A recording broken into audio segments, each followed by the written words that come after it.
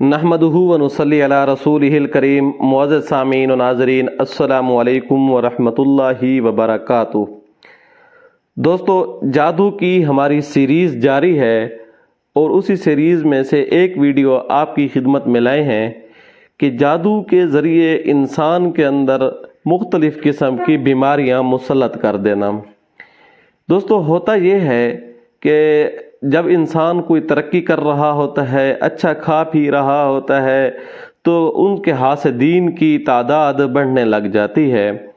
बाज़ दफ़ा ये हसद करने वाले लोग अपनों में से ही होते हैं, बाज़ दफ़ा बहुत ही करीबी होते हैं, लेकिन ये लोग बजाय उसके मुकाबला करने के, तरक्की करने के, ये लोग जाकर आमिलीन के पास जाकर, आमिल नहीं कहूँगा बल्कि जादूगरों के पास जाकर अपने अरमान पूरे करते हैं। उनको जाकर अपने किस्से सुनाकर, मुख्तलिफ़ किस्म की लिपटी चौड़ियाँ सुनाकर एक मख़सूस किस्म का जादू लेकर आते हैं, तावीज़ लेकर आते हैं, एक जादू करवाते हैं जो जादू उस इंसान की ज़िंदगी को तबाह करके रख देता है, वो इंसान को बर्बाद करके रख देता है। वो जादू ऐसा जादू होता है जिसका नाम सहरे अमराज के नाम तो माना जाता है। सहरे अमराज मतलब मुख्तलिफ़ किस्म की बीमारियां। बेचारा एक बीमारी से निकल रहा होता है तो दूसरी बीमारी, बाज़ दफ़ा यूँ होता है एक ही बीमारी इंसान को दीमक की तरह चाट रही होती है, खा रही होती है अंदर से। तो ये बुनियादी तौर पे जादू होता कैसे है, इसकी अलामात क्या हैं और इसका इलाज क्या है, इसके ऊपर मैं कोशिश करता हूँ, बात करता हूँ। जब ये इंसान कोई इंसान के ऊपर ये जादूगर जादू करता है तो उसके लिए उसका नाम, उसकी वालदा का नाम लेकर मखसूस किस्म के तावीज़ तैयार करते हैं और उन तावीज़ों के ऊपर मुख्तलिफ़ किस्म की मखसूस किस्म की एक पढ़ाई की जाती है। ये पढ़ाई करके उसको मखसूस पानियों के अंदर डालकर अव्वलन कोशिश ये होती है कि उसको किसी न किसी तरह खिलाया जाए, पिलाया जाए, या ऐसा करते हैं कि उसकी इस्तेमाल शुदा चीज़ ले लेते हैं, कोई कपड़ा, कुछ भी, खसूसन बाल वगैरह या नाखून, कुछ भी मिल जाए तो भी ये तरीका वारदात के अंदर है। लेकिन ज़माने में जिद्दत आ चुकी है तो जादू के अंदर भी जिद्दत आ चुकी है। हो सकता है आजकल इसके वारदात के तरीके और भी हों। खैर, ये जो तावीज़ जादू करते हैं, जो जिस तरह का भी वारदात का तरीका हो, उसका असर अंदाज होना यूँ होता है कि उसको आहिस्ता आहिस्ता कोई ना कोई बीमारी होना शुरू हो जाती है। वो मेडिकली ट्रीटमेंट करते हैं, बजाय बीमारी ठीक होने के वो बढ़ती ही जाती है, वो बढ़ती ही जाती है। अच्छा, बाज़ दफ़ा उसके टेस्ट कराए जाते हैं तो टेस्टों के अंदर भी बीमारी आ जाती है, लेकिन उसका इलाज नहीं हो पा रहा होता, उसके इलाज के अंदर कोई बेहतरी की सूरत नज़र नहीं आती। कभी कभार दवाई लग जाती है, मतलब दफ़ा वक्ती हो जाती है, बसाओ का दवाई का जिस्म के ऊपर बिल्कुल असर अंदाज होना, ऐसे लगता है जैसे मायूसी की सूरत पैदा हो जाती है कि इंसान को बाज़ दफ़ा मौत ही की इंतज़ार हो जाती है।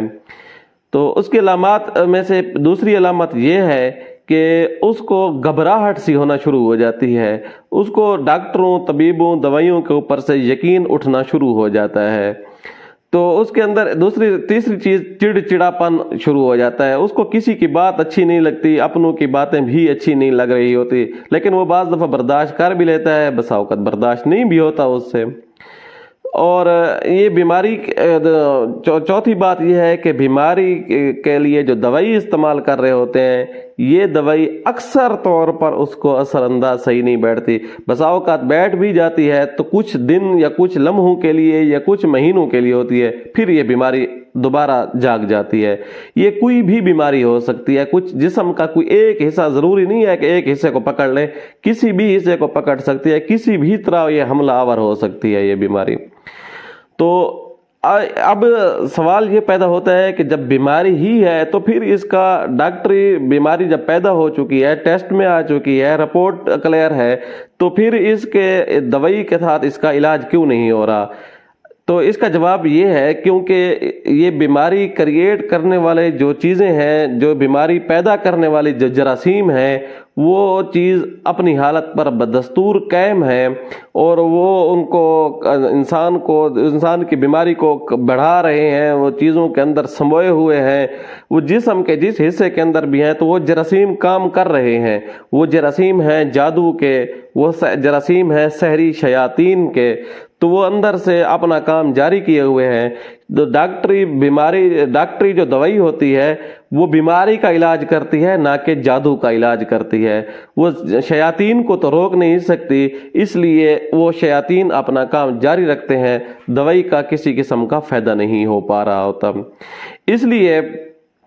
اس لیے یہاں اس بات کو یاد رکھیے گا کہ اگر جادو کے ذریعے کوئی بھی بیماری مسلط کر دی گئی ہے تو اس کے لیے آپ کو روحانی علاج ہی فائدہ دے گا، اس کے لیے آپ کو عملیات کا ہی صحیح معنوں میں استعمال فائدہ دے سکتا ہے۔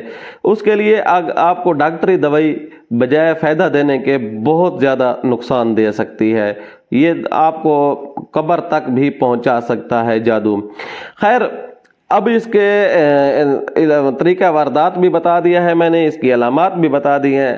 اب چلتے ہیں اس کے علاج کی طرف۔ اس کے علاج کے لیے یاد رکھیے گا 2-3 چیزیں اہم چیزیں ہیں جن کو انتہائی غور و فکر کے ساتھ آپ کو ملحوظ خاطر رکھنا ہوگا۔ پہلا یہ ہے کہ آپ نے جو چیزیں آپ کو کاٹ رہی ہیں اندر سے، جو چیزیں سحری، جب انسان جادوگر تعویذ کرتا ہے نا تو اس کے لیے تعویذوں کے ساتھ کچھ سحری موکلات وغیرہ، یہ شیاطین اس کی مدد کے لیے آتے ہیں جو انسان کے اندر گھس جاتے ہیں اور وہ بیماریاں بنانا شروع کرتے ہیں۔ تو ان شیاطین کا راستہ روکنا انتہائی ضروری ہے۔ یہ پہلے مرحلے میں پہلا کام آپ نے یہ کرنا ہوتا ہے۔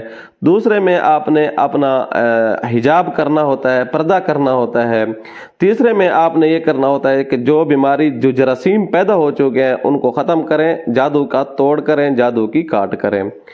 اب سحری موکلین کو آپ نے کیسے روکنا ہے؟ سحری موکلین کو روکنے کے لیے آپ نے 7 مرتبہ سورۃ فاتحہ، 7 مرتبہ آیت الکرسی، 7 مرتبہ آپ نے چاروں کل شریف پڑھنے ہیں۔ پڑھنے کا انداز یوں ہونا چاہیے، قبلے کی طرف منہ کر کے آپ نے 1 مرتبہ سورۃ فاتحہ، 1 مرتبہ آیت الکرسی، 1 مرتبہ چاروں کل پڑھ کے دائیں طرف پھونک مار دینی ہے۔ اسی طرح سورۃ فاتحہ، آیت الکرسی، 4 کل یہ آپ نے پڑھ کر دوسری مرتبہ بائیں طرف پھونک مار دینی ہے۔ پھر اسی طرح سورۃ فاتحہ، آیت الکرسی، 4 کل پڑھ کے آپ نے سامنے کی طرف پھونک مار دینی ہے، اور چوتھی مرتبہ آپ نے یہ سارا کچھ پڑھ کے پیچھے کی طرف پھونک مار دینی ہے، اور 5ویں مرتبہ آپ نے یہ سورۃ فاتحہ، آیت الکرسی، 4 کل پڑھ کے آسمان کی طرف پھونک مار دینی ہے، اور 6ٹھی مرتبہ یہی سارا کچھ پڑھ کے یعنی سورۃ فاتحہ، آیت الکرسی اور 4 کل پڑھ کے زمین کی طرف پھونک مارنی ہے۔ 7ویں مرتبہ سورۃ فاتحہ، آیت الکرسی، 4 کل پڑھ کے آپ نے ہاتھوں پر دم کرنا ہے اور پورے جسم پر ہاتھ پھیر دینے ہیں۔ اس نیت سے پڑھنے ہیں کہ میں سحری موکلین وغیرہ جو بھی ہیں جو میرے جسم کے اندر گھسے ہوئے ہیں یا باہر سے اپنے اثرات ڈال رہے ہیں، ان کا راستہ بھی روک رہا ہوں اور ساتھ میں اپنے آپ کو پردے میں لا رہا ہوں، حصار کر رہا ہوں۔ ایک ہی عمل سے آپ نے 2 شکار کرنے ہیں۔ پہلا فائدہ یہ ہوگا کہ وہ سحری چیزیں آپ کے قریب بھی نہیں آ سکیں گی، بھٹک بھی نہیں سکیں گی۔ دوسرا یہ ہوگا کہ ان کو آپ نظر ہی نہیں آئیں گے۔ ظاہر ہے جب آپ ان کو نظر نہیں آئیں گے، ان سے آپ کا پردہ ہو جائے گا، حجاب ہو جائے گا، تو وہ آپ کو تکلیف کیسے پہنچا سکتے ہیں، اور نہ ان کو آپ کی سوچ و فکر تک، نہ آپ کے جسم تک، نہ آپ کے قول و فعل تک ان کا کسی قسم کا اثر نہیں پہنچ سکے گا انشاءاللہ۔ اچھا، دوسری مزے کی بات یہ ہے کہ اس سے آپ کڑا بھی بند بھی ہو جائیں گے۔ دفعہ وقتی طور پہ یہ ہو جائے گا کہ جادوگر بھی اگر وہ اس وقت آپ کے اوپر جادو کرنا چاہے تو اس عمل کی برکت سے آپ کے اوپر اس وقت کسی قسم کا کوئی عمل اثر انداز نہیں ہو پائے گا۔ اب جو اہم مرحلہ ہے اس کے اندر وہ یہ ہے کہ جسم کے اندر سے کے جو جراثیم ہیں ان کو کیسے نکالا جائے۔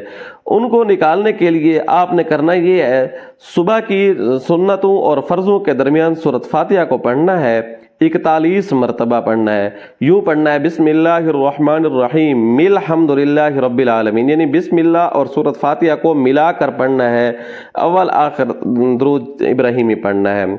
इसको आपने 7 दिन पढ़ना है और 7 दिन रोज़ाना जो अब आप पढ़ेंगे तो अपने पास पानी की एक बोतल और तेल की एक बोतल अपने पास रख लेनी है।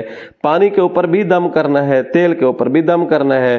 पानी तो आपने अभी से ही मतलब पहले दिन से ही इस्तेमाल शुरू कर देना है, लेकिन तेल का इस्तेमाल आपने नहीं करना। तेल को भी फिलहाल वक्त बस आपने जो है दम ही करते रहना है।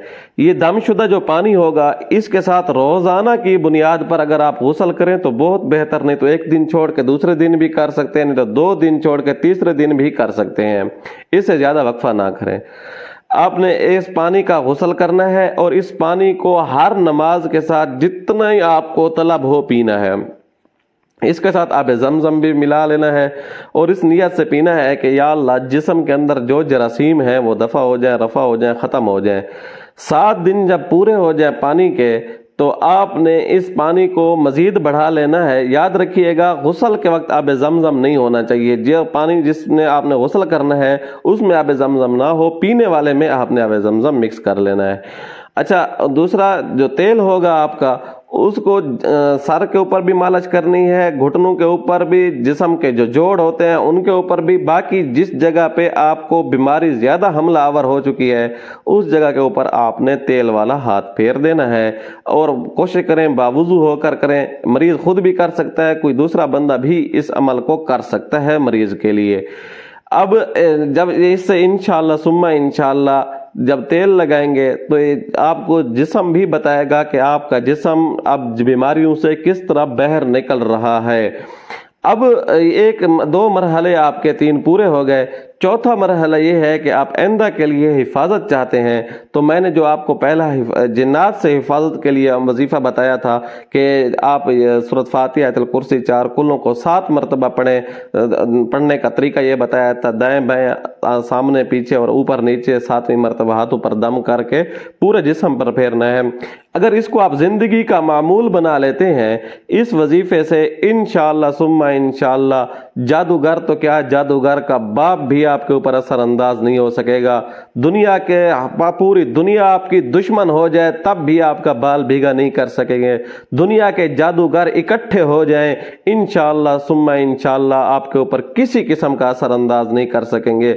दुनिया के जादूगर इकट्ठे हो जाएं, दुनिया के शयातीन इकट्ठे हो जाएं, दुनिया का जुल्म और जबर आपके मुकाबले में आ जाए, इस अमल की बरकत से आप ऐसे किला बंद हो जाएंगे कि इंशाअल्लाह उनको मुंह की खानी पड़ेगी। जादूगरों को, दुश्मनों को आप महफूज और मामून रह जाएंगे इंशाअल्लाह।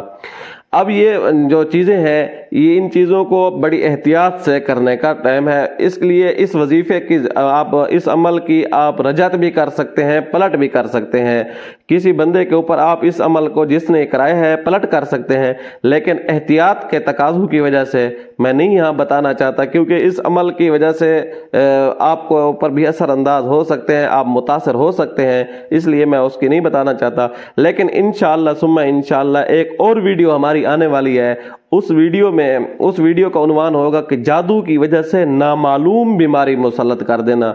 जादू की वजह से नामालूम बीमारी कैसे की जाती है, उसकी अलामात क्या हैं और उसका इलाज क्या है। ये इंशाअल्लाह ऐसी वीडियो होगी कि जिसके ज़रिए आपको बहुत ज़्यादा फ़ायदा होगा, बल्कि अक्सर आमिलीन, बड़े बड़े साहिब इल्म लोगों को भी इस बीमारी का, इस जादू का पता नहीं है, जिसकी वजह से ना वो अपना इलाज कर सकते हैं ना अपने किसी अजीज़ व अकारिब को, और वो बेचारा अस्पतालों में धक्के खा खा कर आखिरकार वो मर जाता है। ऐसी बीमारी, इसका इलाज जल्दी इंशाअल्लाह आपके सामने स्क्रीन पर ये वीडियो भी आने वाली है। उम्मीद है आपको ये वीडियो अच्छी लगी होगी। आने वाली वीडियो तक के लिए इजाज़त दीजिएगा। अल्लाह हाफ़िज़।